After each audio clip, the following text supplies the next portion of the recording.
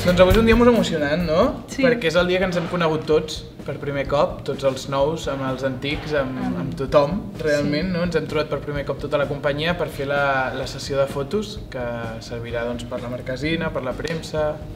I aquestes coses. Ho pots provar, emmerdar-ho tot amb una trola gran.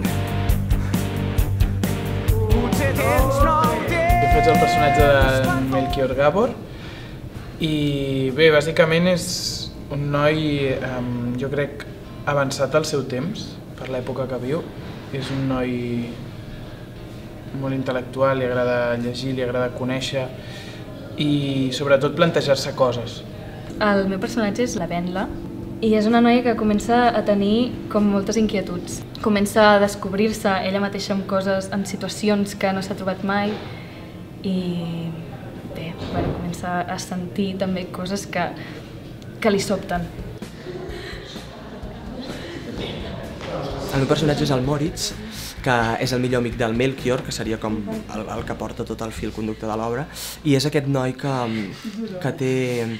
pateix la seva adolescència, no? Jo ho he viscut com una cosa, com una experiència vital molt intensa també, no?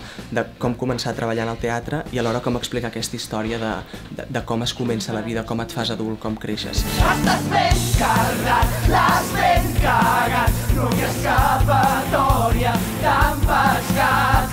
Saps que has perdut, t'ho faran pagar, saps molt bé que així serà. Jo crec que enganxa molt a un públic jove que normalment no troba espectacles a la seva mida intel·lectual.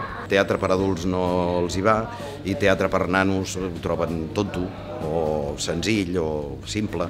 I en canvi aquesta història parteix d'una gran història que en el seu moment va ser molt polèmica i jo crec que entre la música i que després hi ha una autenticitat, crec que el públic jove, diguéssim, i el gran, evidentment, ho capten de seguida i se'ls hi fa molt fàcil d'entrar-hi, de seguir-ho i després que les músiques et porten a llocs estupendos. Jo crec que és un material molt poderós.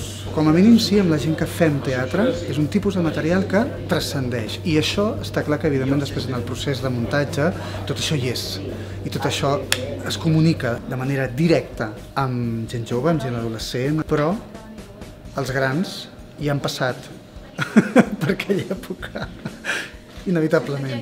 I o s'han atrevit a fer el que fan els personatges de la funció o no, és igual. Però inevitablement es poden identificar.